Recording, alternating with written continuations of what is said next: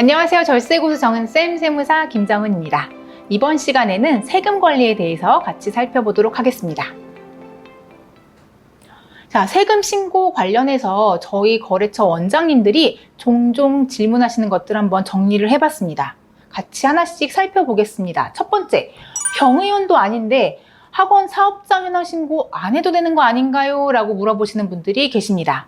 자, 병의원이나 학원처럼 면세 사업자들은 1년에 한 번 사업장 현황 신고를 해야 하는데, 기본적으로 병의원 같은 경우에 수익금액에 대한 가산세가 부과되지만 학원은 수익금액에 대한 가산세가 부과되지 않거든요. 그렇기 때문에 안 해도 되는데 이거 왜 해야 돼요? 라고 물어보시는 분들이 계십니다. 하지만 미신고 시 합계표 관련 가산세 대상입니다. 복식부기 의무자들이 합계표를 제출하지 않는 경우에 가산세 적용 대상이기 때문에 현황신고도 꼭 해주셔야 되겠습니다. 자, 두 번째, 사업용 계좌 꼭 신고해야 되나요? 라고 물어보시는 분들도 계십니다. 앞서서 사업용 계좌는 복식부기 의무자가 홈택스에 등록하는 사업적으로 사용하는 계좌다라고 말씀을 드렸는데요. 사업용 계좌 신고하면 나라에서 이거 그냥 수시로 들여다보는 거 아니야? 라고 생각하시는 분들이 있어서 등록하기를 꺼려 하시는 경우가 있습니다. 하지만 앞서 말씀드렸던 것처럼 사업용 계좌를 등록한다 하더라도 국세청에서 수시로 들여다본다던가 문제를 제기하는 건 아니기 때문에 꼭 등록은 해주셔야 되고요. 만약에 사업용 계좌를 등록하지 않았다라고 한다면 가산세 대상입니다. 미신고 시 가산세, 지연신고 시 지연신고한 기간까지 수익금액에 대한 가산세가 부과되기 때문에 복식부기 의무자가 되었다라고 하는 원장님들 주의하셔야 되겠습니다. 자, 세 번째로 소득세 신고 기간에 신고를 못했어요 라는 분들 종종 계세요. 이 경우에 가산세 많이 나올까요? 라고 물어보시는 분들이 계시는데, 네, 당연히 가산세 부과됩니다. 신고 불성실 가산세, 납부 불성실 가산세, 그리고 만약에 복식부기 의무자나 일정 규모 이상의 사업자였다라고 한다면 무기장 가산세에 비교해서 큰 금액의 가산세가 부과가 됩니다. 따라서 신고 기간만 잘 맞춰서 신고를 해도 가산세 폭탄을 피할 수 있기 때문에 원장님들은 기본적인 세금 신고 일정과 세금 신고 내용을 숙지하시고 해당 신고 기간 맞춰서 신고를 하시면 가산세를 피할 수 있겠습니다. 자, 그럼 세금 신고 일정에 대해서 알아보도록 하겠습니다. 자, 여기 위에 보시면 사람 모양의 아이콘도 있고 건물 모양의 아이콘도 있는데, 사람 모양은 개인 사업자다라고 보시면 되겠고요. 건물 모양은 법인 사업자다라고 보시면 되겠습니다. 자, 그러면 제일 끝에는 건물과 사람 모양 같이 있죠. 그러니까 즉 모든 사업자가 다 해야 되는 신고다라고 보시면 되겠습니다. 자, 개인 사업자는 기본적으로 사업장 현황 신고와 소득세 신고 두 번이 필수입니다. 법인 사업자는 법인세 신고와 인건비, 원천세와 관련된 원천세 신고 두 번이 기본입니다. 따라서 개인 사업자는 현황 신고, 소득세 신고, 인건비 있으면 원천세 신고, 법인 사업자는 법인세 신고, 인건비 있으면 원천세 신고, 이런 스케줄로 진행된다라고 보시면 되겠습니다. 사업장 현황 신고는 매년 2월 10일까지 하도록 되어 있습니다. 전년도에 발생한 수익 금액과 각종 내용에 대해서 다음해 2월 10일까지 신고하도록 되어 있고요. 대상자는 부가가치세법상 면세사업자가 해당이 됩니다. 우리 학원은 면세사업자이기 때문에 학원, 교습소, 개인과외 하시는 공부방 모두 해당된다라고 보시면 되겠고요. 사업자 관할 세무서에 신고하시면 되겠습니다.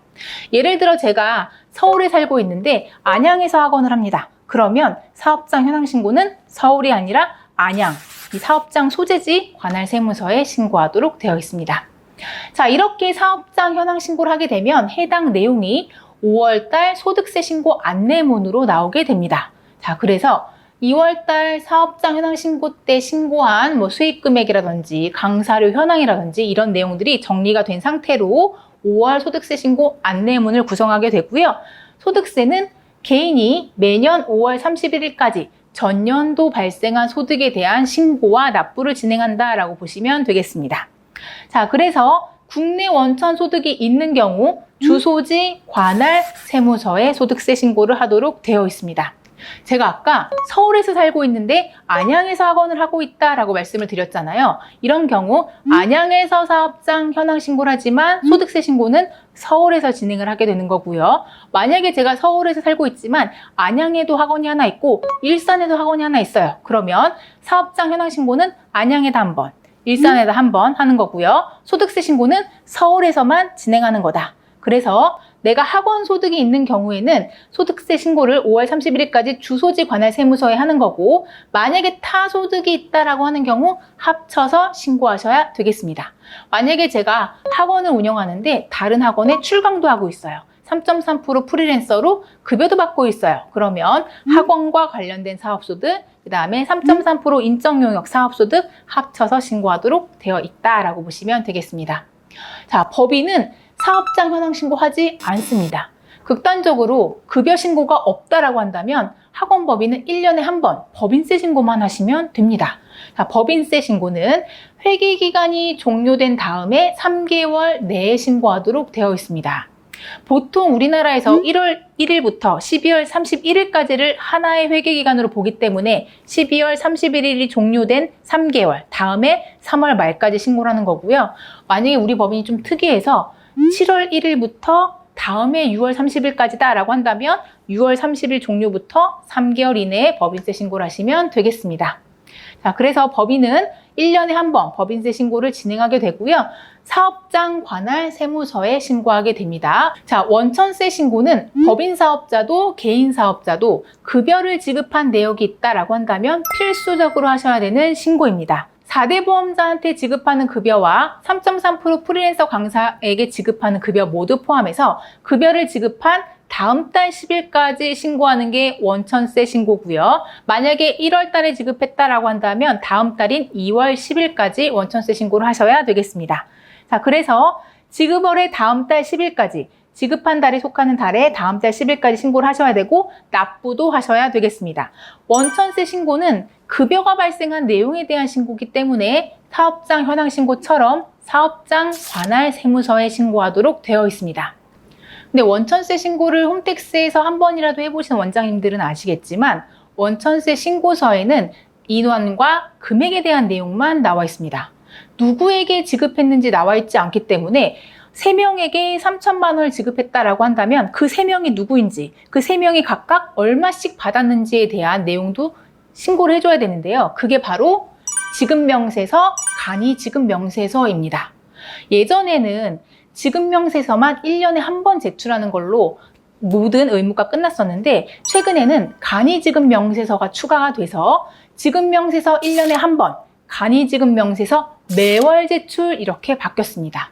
따라서 원천세 신고를 정확하게 마무리하려고 하신다면 한 달에 한 번 원천세 신고 후 간이지급명세서 매월 제출하시고 1년에 한 번 지급명세서 제출을 해야 원천세 신고가 다 제대로 마무리가 된다라고 보시면 되겠습니다.